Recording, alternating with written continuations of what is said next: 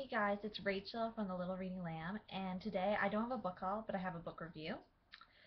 And the book review is on the book Ruby Red by Kerstin Gier.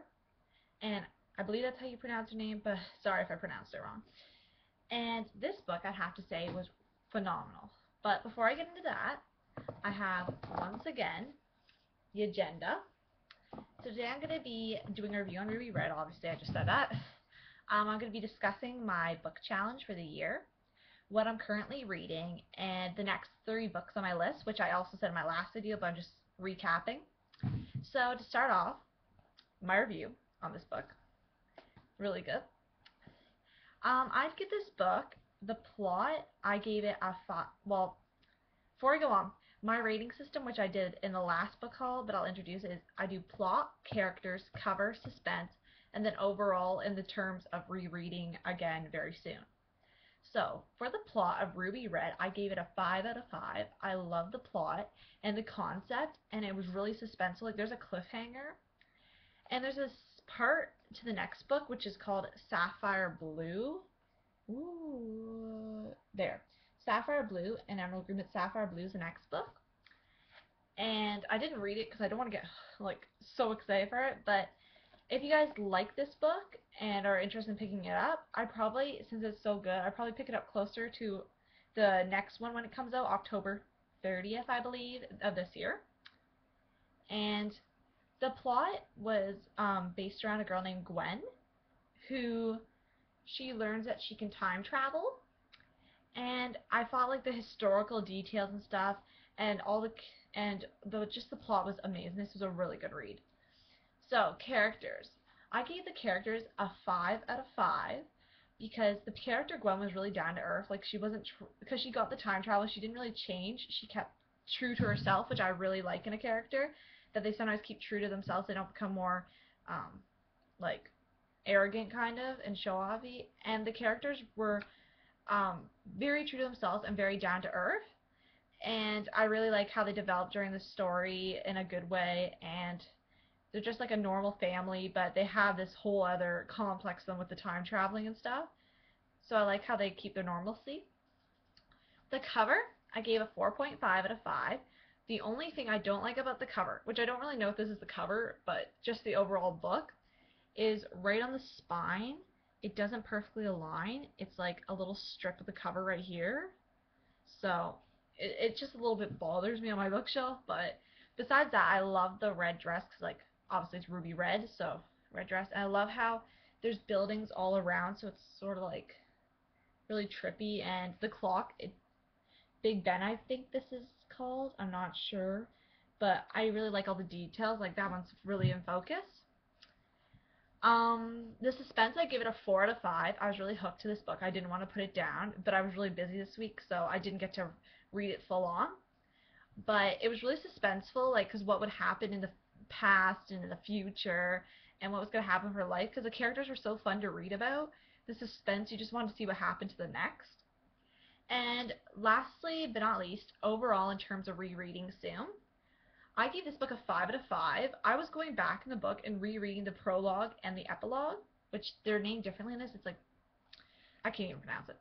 But, oh, sorry guys, internet thing. Okay.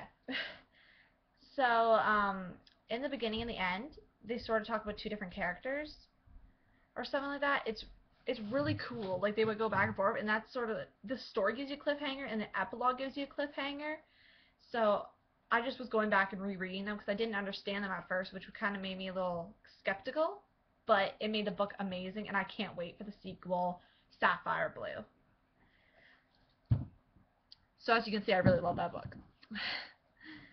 So, my 100 book challenge. So, in my, in my notebook, this one, I did a 100 book challenge. So, on New Year's, right before, I decided I'd read 100 books this year, which is not, like, I've read 100 books in a summer when I was really little, but they were smaller books too, when I was like 7 or 8.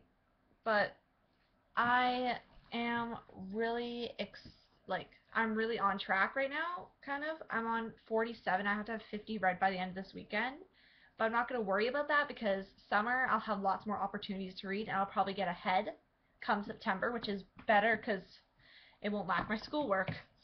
But the I forgot to add the 47th, which is Ruby Red.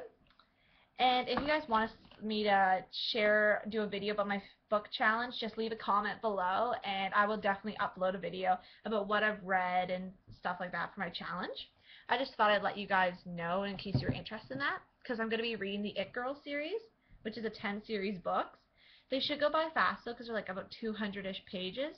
But during that time, I could probably do that, because I'm not going to review all the books, because they're sequels, and you won't understand it. But I will definitely review the first book. So what I'm currently reading, which I had to pry myself away, but this is the only opportunity I had when there's quiet in the house to film this video. But before that, I'm reading Summerland by Elin Hilderbrand. And currently I'm on page 33, and there's about 385 pages.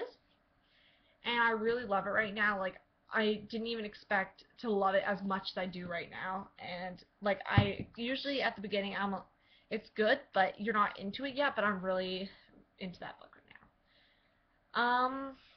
I've been a little slow also on my reading because I've been playing this really addicting app on my iPod, Triple Town. Yeah, really bad addiction yesterday. I was playing it like all day, but I managed to read still. Next 3 books I'm going to be reading, I keep recapping this, but I just want you guys to be aware. So after Summerland, which I'll probably have a review up by Monday or Tuesday.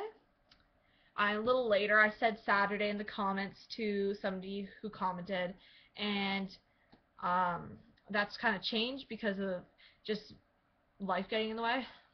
But my next book I'm going to be reading is Room by Emma Donoghue, which I hauled in my last haul on my channel. Then I'm going to be reading, which I hauled in my first haul, Beauty Queens by Libba Bray, which I'm so excited to read because it's like a summery read, so it's always nice to read summer books in summer. And then before that, before I get into the It Girl series, I'm going to read my cousin's book he loaned me, The Lost World by Michael Kerstin, because I want to get it back to him, so gotta read. He's not in a rush, but I just want to get it so I don't forget about it and get wrapped up in the next series I'm going to be reading. So that was my video for today. Hopefully I'll have the Elin Hilderbrand review by no latest Tuesday. And have a good weekend, and I'll be reading. And comment below if you have any suggestions or if you want me to do the 100 book video. And I'll see you guys later. Bye.